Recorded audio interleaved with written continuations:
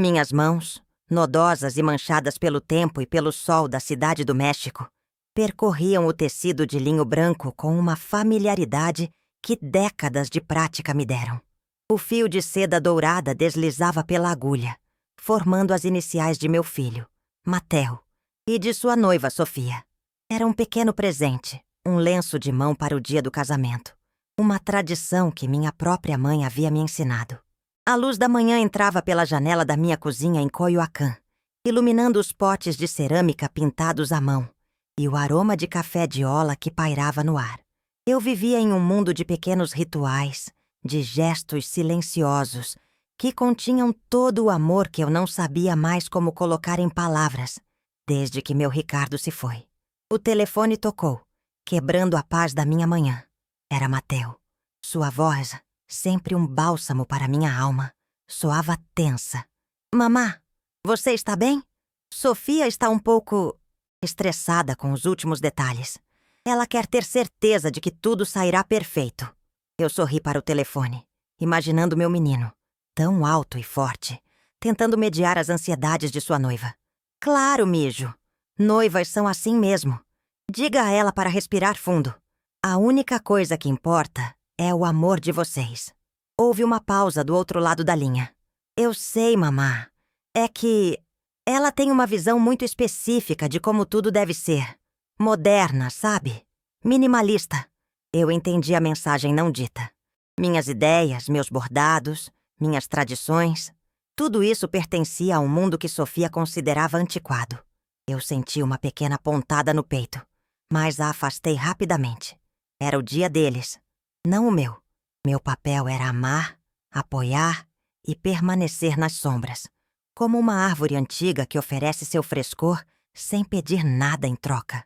Desliguei o telefone e olhei para o meu bordado. As letras douradas brilhavam. Um trabalho de semanas. Cada ponto, uma oração pela felicidade deles. Eu o dobrei com cuidado e o coloquei em uma pequena caixa de madeira que pertencera a Ricardo. Naquela tarde, fui ao salão de festas em Polanco, onde a recepção aconteceria. O lugar era de um luxo que me deixava desconfortável. Vidro, aço e orquídeas brancas por toda parte. Parecia frio, impessoal. Sofia estava lá, impecável em seu tailleur de grife, dando ordens enérgicas aos organizadores. Quando ela me viu, seu sorriso não alcançou os olhos. Helena, que surpresa! Pensei que nos veríamos apenas no ensaio. Sua voz era polida, mas com uma aresta de aço. Eu estendi a pequena caixa de madeira. Eu só queria trazer isso para você, querida. Um pequeno presente, de coração. Ela abriu a caixa. Seus olhos percorreram o lenço bordado. Por um instante, pensei ter visto um brilho de emoção, mas ele foi rapidamente substituído por uma máscara de polidez forçada. Ah, é muito tradicional. Obrigada, Helena. Ela fechou a caixa e a entregou a uma assistente sem um segundo olhar. Por favor, guarde isso em algum lugar. A palavra isso ecoou no espaço vazio entre nós. Não era um presente. Não era uma herança. Era isso. Um objeto. Naquele momento, eu soube que a tempestade que se aproximava não era apenas sobre flores e arranjos de mesa.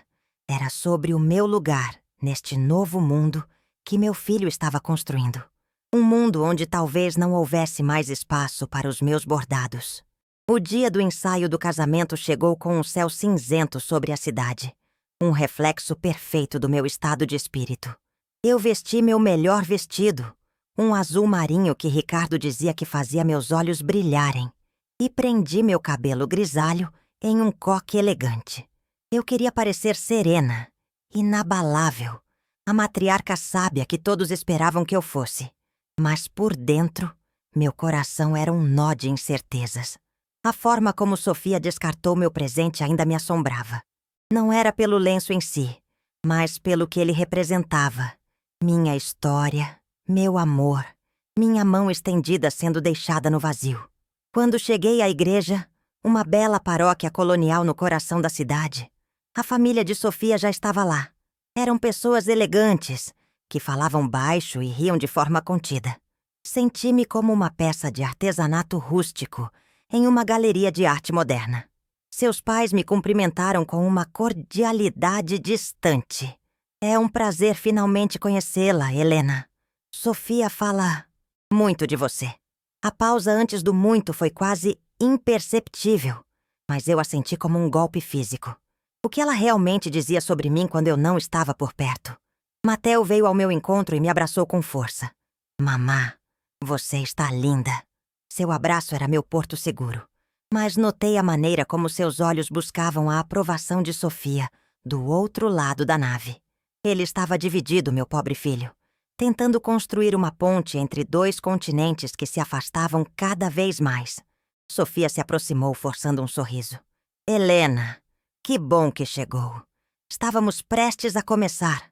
Ela não me chamava de suegra ou Dona Helena. Era apenas Helena, dito com a mesma formalidade que se usaria com uma prestadora de serviços. Durante o ensaio, eu me senti como uma espectadora. Minhas opiniões não eram solicitadas. Minha presença era apenas uma formalidade. O cerimonialista, um homem afetado com um lenço de seda no pescoço, discutia a ordem de entrada. E a mãe do noivo entrará, ele começou, mas Sofia o interrompeu. Na verdade, pensamos em algo mais contemporâneo. Minha mãe e meu pai entrarão juntos, e Mateo entrará sozinho. Fica mais limpo, mais focado no casal. Eu senti o ar sair dos meus pulmões. Entrar com meu filho no altar era um sonho que eu acalentava desde o dia em que ele nasceu. Era o momento simbólico de entregá-lo, de abençoar sua nova vida. Eu olhei para Mateo, esperando que ele dissesse algo, que defendesse a tradição, que defendesse a mim. Mas ele apenas olhou para o chão e murmurou. É o que decidimos, mamá. É o nosso dia. A dor foi aguda, mais profunda do que a do lenço. Isso não era sobre tradição. Era sobre ser apagada. Era sobre me tornar invisível. Eu assenti lentamente, um sorriso frágil nos lábios. Claro, mijo. Como vocês quiserem. Ninguém pareceu notar o tremor em minhas mãos. Ninguém viu a pequena parte de mim que se quebrou naquele momento. Eu me sentei em um dos bancos de madeira fria da igreja e observei-os continuar planejando.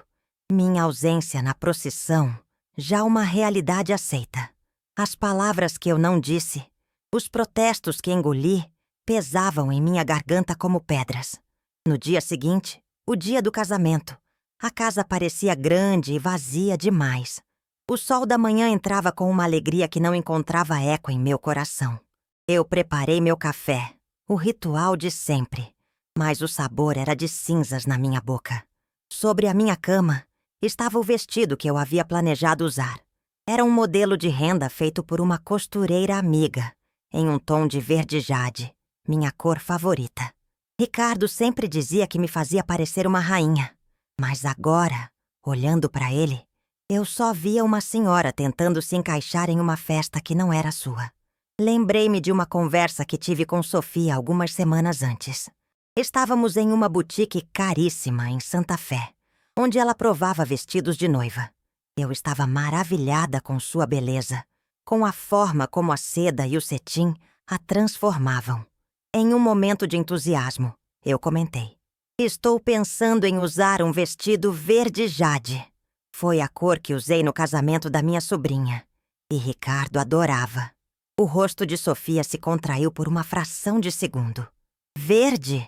Helena, a paleta de cores do casamento é branco, dourado e tons de nude. Está tudo no convite. Qualquer outra cor vai destoar nas fotos. Na época, eu interpretei como o nervosismo da noiva, sua busca pela perfeição. Mas agora, suas palavras retornavam com um novo significado. Não era sobre a paleta de cores. Era sobre controle. Era sobre garantir que nada, nem ninguém, saísse do roteiro que ela havia escrito. O vestido verde jade, com suas memórias e seu significado pessoal para mim, era um elemento estranho. Uma nota dissonante em sua sinfonia perfeitamente orquestrada. Fui até meu guarda-roupa e procurei no fundo, atrás de peças que não usava há anos. Encontrei um vestido bege, simples, quase sem forma. Era seguro, anônimo. Era o vestido de uma convidada, não da mãe do noivo. Enquanto o vestia, Eu me olhei no espelho. A mulher que me encarava de volta parecia pálida, apagada. A centelha em seus olhos que Ricardo tanto amava havia se extinguido. Eu estava me camuflando, me misturando à parede para não destoar.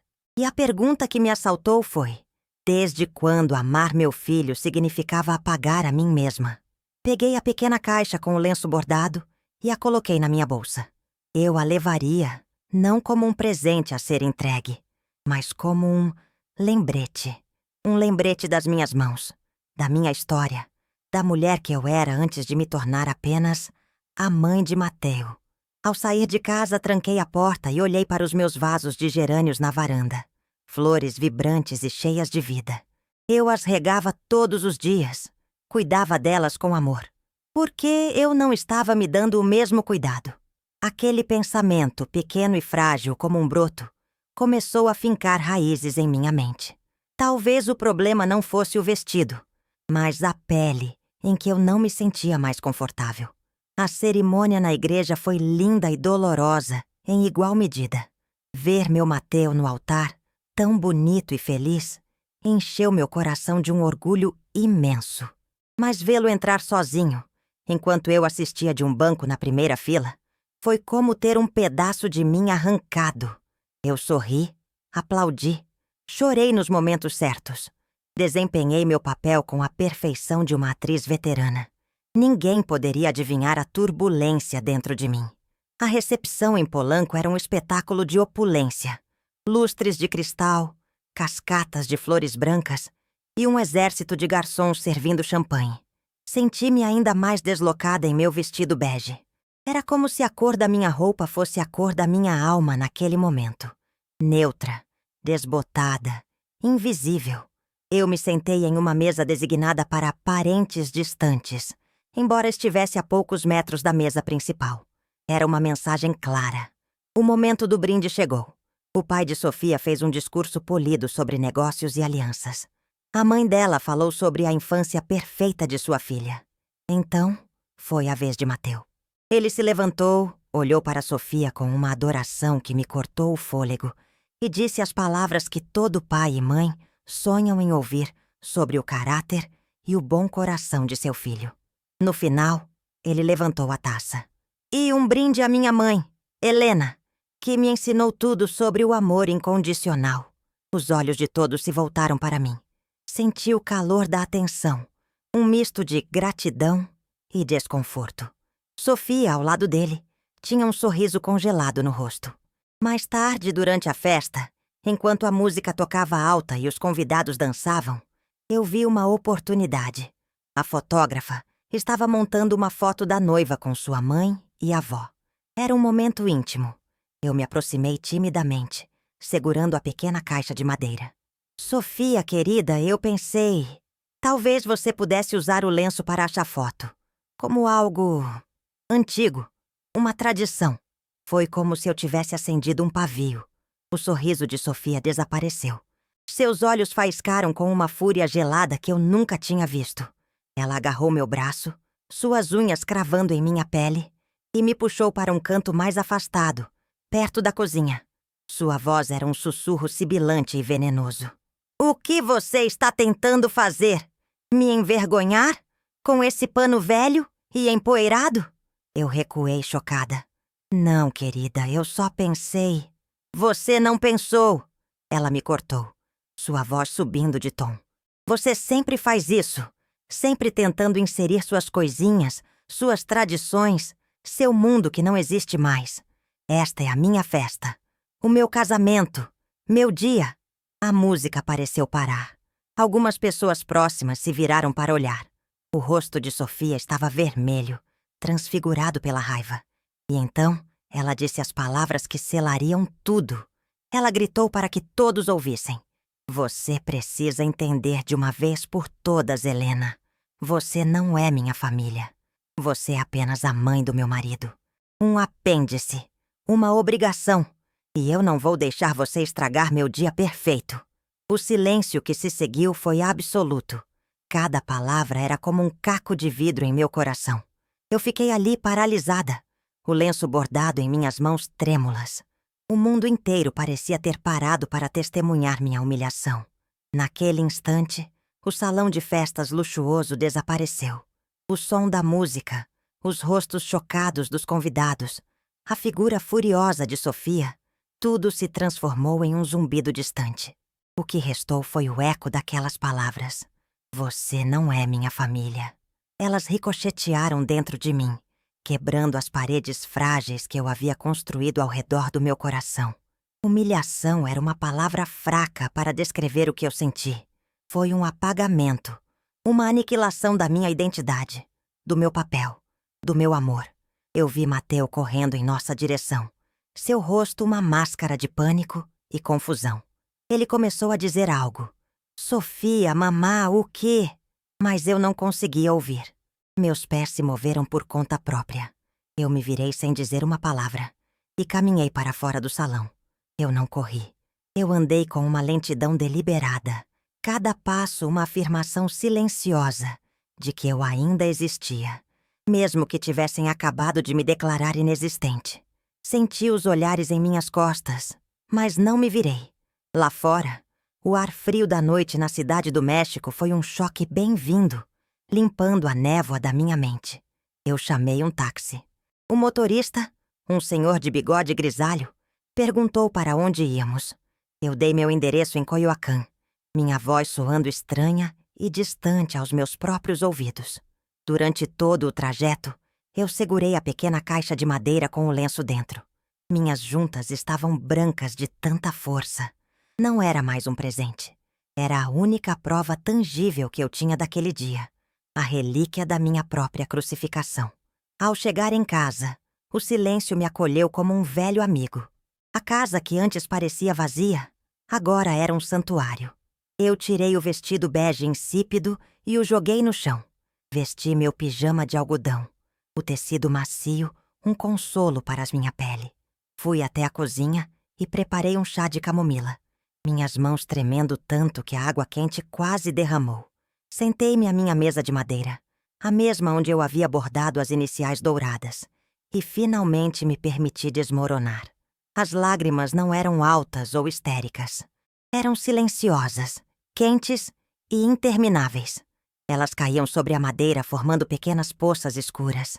Eu chorei pela perda de Ricardo, cuja presença teria sido um escudo contra tal crueldade. Chorei pelo meu filho, que eu vi hesitar, dividido entre sua mãe e sua esposa. Chorei pela ilusão de família que eu havia construído em minha mente. Uma tapeçaria colorida que Sofia havia acabado de rasgar com um único puxão. E pela primeira vez em muito tempo, chorei por mim. Por Helena.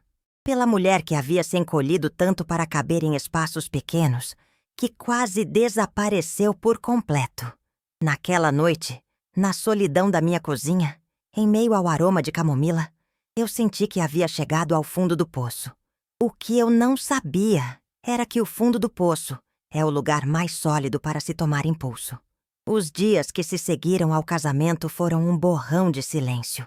Eu não atendi às dezenas de ligações de Mateu. Eu não respondi às suas mensagens de texto cheias de desculpas e pedidos para conversar. Eu precisava de espaço. Precisava ouvir meus próprios pensamentos sem a interferência da culpa dele ou da raiva dela. Passei horas no meu pequeno jardim, cuidando das minhas flores com uma dedicação feroz. Suas cores vibrantes, sua teimosia em crescer em direção ao sol, eram uma lição silenciosa para mim.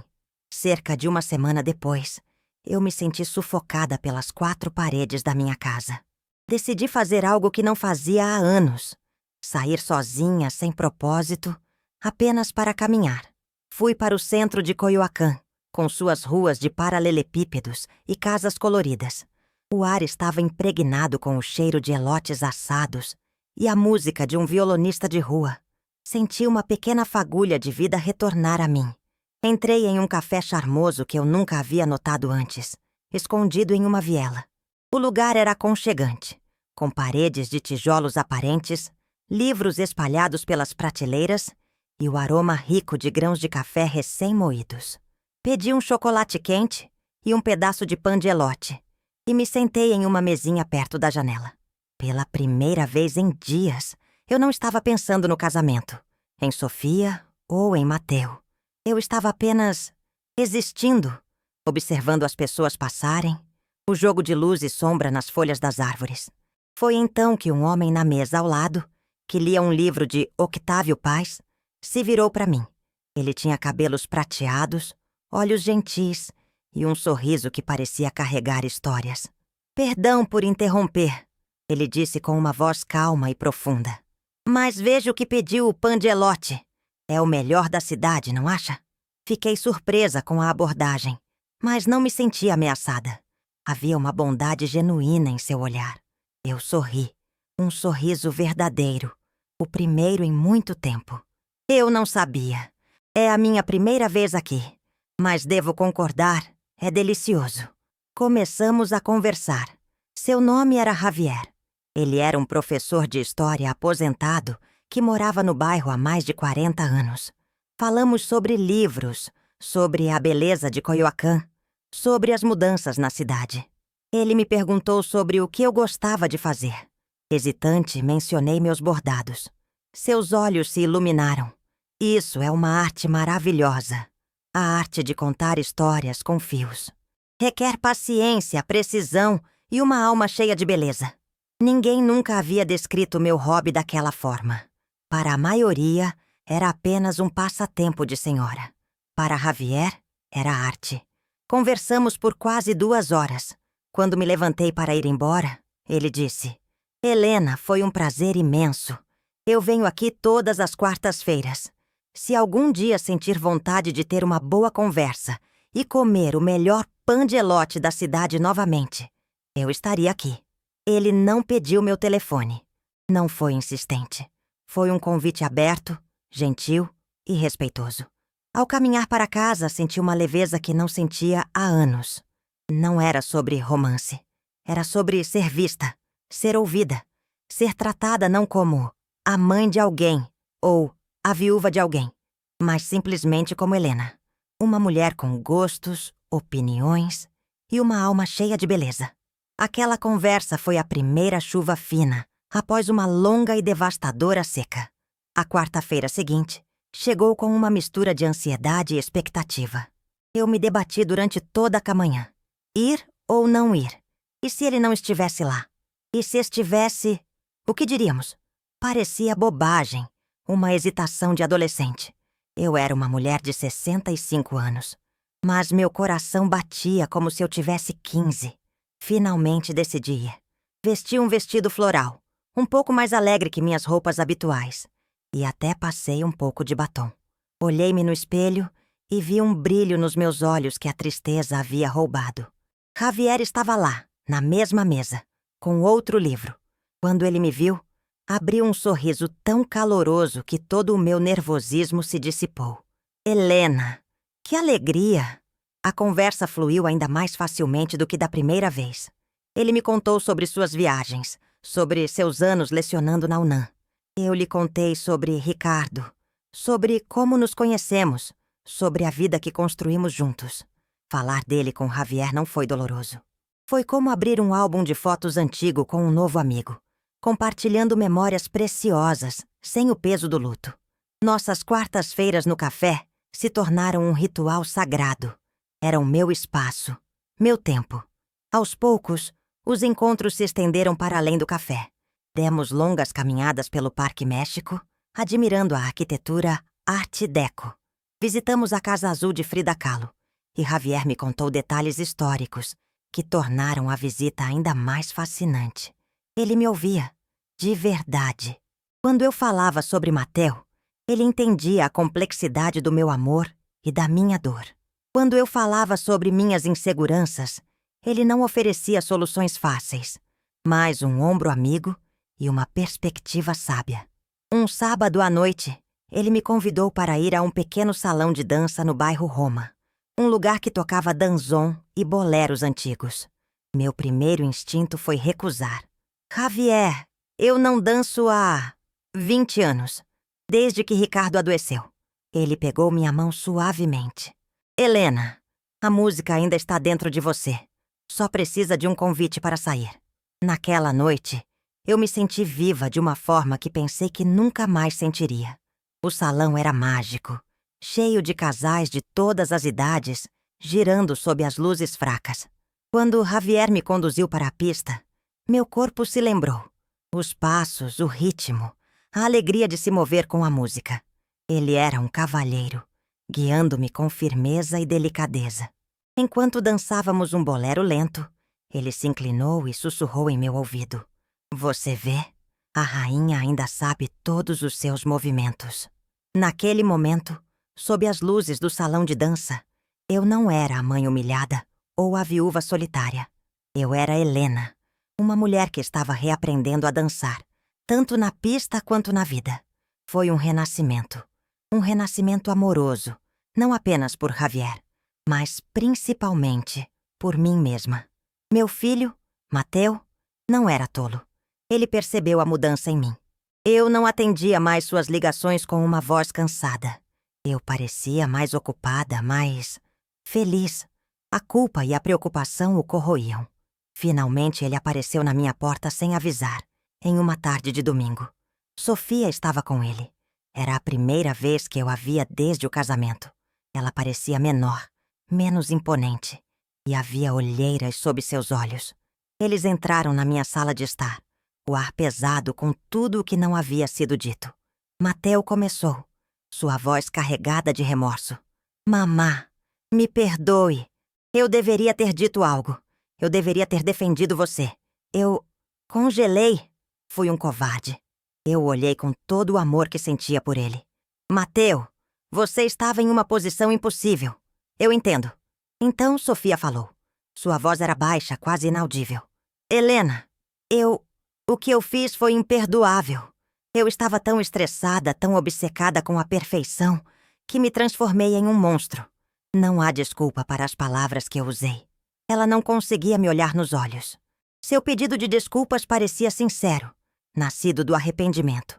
Mas as feridas que suas palavras abriram não podiam ser fechadas com um simples curativo. Eu servi café para eles. O silêncio preenchido pelo som das xícaras na mesa. Eles estavam ali para pedir perdão e para que tudo voltasse ao normal. Para que eu voltasse a ser a mãe boazinha e compreensiva de sempre. Mas eu não era mais a mesma mulher. A mulher que eles conheciam havia ficado para trás, humilhada em um salão de festas em Polanco. Mateo olhou ao redor da sala e notou um pequeno vaso com uma rosa amarela na mesinha de centro. Que flor bonita, mamá! Você comprou? Eu respirei fundo. Era a hora. A verdade não era uma arma para feri-los, mas um escudo para me proteger. Não, mijo. Foi um presente. De um amigo. O nome dele é Javier. Os dois se entreolharam, a surpresa estampada em seus rostos. A ideia de eu ter um amigo era algo que nunca havia passado por suas mentes. Para eles, minha vida era um santuário dedicado à memória de meu marido e ao bem-estar de meu filho. Um amigo? Mateo repetiu, a palavra soando estranha em sua boca. Que amigo? Desde quando? Desde que eu decidi que precisava de uma vida própria, Mateo. Eu respondi, minha voz calma, mas firme. Desde que percebi que meu mundo não podia girar apenas em torno de vocês. Sofia finalmente levantou os olhos. Havia um novo brilho neles. Não mais raiva, mas um choque profundo. Uma incredulidade. Era como se a terra sob seus pés tivesse se movido. Ela veio pedir perdão a uma senhora frágil e solitária. Mas a mulher sentada à sua frente não era nem frágil, nem solitária. Era uma mulher que tinha uma rosa amarela em um vaso. Um presente de um homem chamado Javier. A confrontação que eles esperavam não aconteceu. Em vez disso, eles foram confrontados com uma realidade completamente nova e inesperada.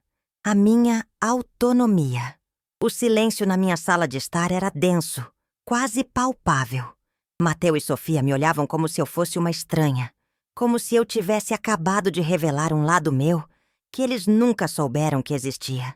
E, na verdade, eu mesma estava apenas começando a descobri-lo. Eu me levantei e fui até a janela, olhando para os meus gerânios. Precisava do apoio silencioso deles para o que viria a seguir. Quando seu pai morreu, comecei. Minha voz ainda calma, falando mais para a janela do que para eles. Parte de mim morreu com ele. E eu aceitei isso. Meu papel se tornou ser a viúva de Ricardo. E, acima de tudo, a mãe de Matteo. Eu me dediquei a esse papel com todo o meu coração. Fiz dele o centro do meu universo. E foi uma honra, Matteo. Nunca duvide disso. Eu me virei para encará-los. Mas em algum momento, eu me perdi. Comecei a aparar minhas próprias arestas para me encaixar no mundo de vocês. Deixei de usar as cores que eu amava porque elas destoavam. Deixei de dar minhas opiniões porque elas eram tradicionais demais. Deixei de sonhar em entrar com meu filho no altar porque era mais contemporâneo que eu ficasse sentada. Eu me tornei bege, um tom neutro, para não incomodar. Eu caminhei até a mesa onde ficava meu cesto de bordados. Peguei um tecido inacabado, as cores vibrantes dos fios contrastando com um ambiente tenso. Isto, eu disse, mostrando a eles, isto sou eu, cheia de cores, de texturas, de nós imperfeitos e de fios que se entrelaçam para contar uma história. A minha história. Por muito tempo eu guardei meus bordados na gaveta, achando que não eram bons o suficiente para o mundo moderno de vocês. Olhei diretamente para Sofia, não com raiva, mas com uma clareza cortante. O que você disse no casamento, Sofia, foi cruel. Feriu-me mais do que você pode imaginar. Mas também foi um presente. Suas palavras foram o barulho alto que me acordou de um longo sono. Você me gritou que eu não era sua família. E você estava certa. Eu não sou sua família. Eu sou a minha própria pessoa. Eu sou Helena. E Matteo Mijo. Você é a minha família. O pedaço mais importante do meu coração. Mas eu não posso mais ser apenas um apêndice da sua vida. Respirei fundo. Era a declaração final. A revelação que os faria tremer. Não de medo, mas da força da minha verdade. Conheci um homem bom. Um homem que vê as cores do meu bordado. Um homem que me convidou para dançar. Pousei meu bordado na mesa e declarei: eu também tenho uma vida. E o silêncio deles foi minha resposta. Uma vida que não depende da aprovação de ninguém. Uma vida onde eu posso usar verde jade se eu quiser. Eu amo vocês dois. Mas a partir de hoje, eu me amo também. E eu escolho não me anular mais para caber na moldura de ninguém. O silêncio que se seguiu foi profundo. Não era um silêncio vazio, mas um silêncio cheio de compreensão, de choque, de uma reorganização completa de tudo o que eles pensavam que sabiam sobre mim. Sofia tinha lágrimas nos olhos. Matteo parecia ter envelhecido 10 anos. Eles não estavam olhando para a mamá. Estavam pela primeira vez vendo Helena. E ela era muito mais do que eles jamais haviam imaginado. A revelação pairou no ar entre nós. Eu esperava uma explosão. Talvez mais acusações. Ou, na melhor das hipóteses, um pedido confuso para que eu pensasse melhor. Mas o que veio foi algo totalmente diferente. Matteo foi o primeiro a quebrar o silêncio. Ele se levantou, caminhou até mim e, em vez de discutir, ele me abraçou. Foi um abraço diferente de todos os outros. Não era o abraço de um filho consolando a mãe, mas o de um homem reconhecendo a força de outra pessoa. Eu sinto muito, mamá. Ele sussurrou em meu cabelo. Sinto muito por não ter visto você. De verdade. Eu o abracei de volta, meu coração se enchendo de um calor que não era apenas amor, mas também alívio. Ele havia entendido. Sofia permaneceu sentada, olhando para as próprias mãos em seu colo. As lágrimas que antes ameaçavam, agora escorriam livremente por seu rosto, borrando sua maquiagem impecável. Ela começou, sua voz embargada. Eu fui tão egoísta, tão cega. Eu estava tão apavorada em não ser a esposa perfeita, em não ter o casamento perfeito, que tratei você como um obstáculo, uma peça fora do lugar no meu quebra-cabeça. Mas você não é uma peça. Você é o tabuleiro inteiro. A metáfora me pegou de surpresa. Ela continuou, falando mais para si mesma do que para nós. Minha mãe sempre me ensinou que o sucesso de uma mulher se media pela perfeição que ela projetava. Eu vi você com sua calma, suas tradições, seu amor incondicional por Mateo, e senti inveja.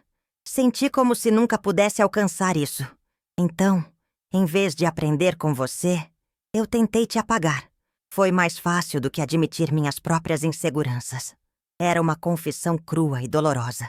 Pela primeira vez, eu vi a jovem assustada por trás da fachada de mulher de negócios controladora. Vi a pressão que ela colocava sobre si mesma. Uma pressão que a fez quebrar e me usar como alvo. Meu coração, que havia se endurecido contra ela, começou a amolecer. Eu não a perdoei naquele momento. O perdão é um caminho, não um interruptor. Mas eu comecei a compreendê-la. Fui até ela e lhe ofereci um lenço de papel. Nossos olhos se encontraram. A perfeição não existe, Sofia. Nem em casamentos, nem em famílias. O que existe são pessoas imperfeitas tentando se amar da melhor maneira que podem. Naquela tarde, eles não ficaram muito mais tempo. A conversa havia drenado a todos nós. Quando eles se levantaram para ir, Mateo parou na porta. Esse seu amigo, Javier, ele te faz feliz? Eu sorri. Um sorriso genuíno e sereno. Ele me lembra de como ser feliz por mim mesma, Mijo. E isso é o mais importante.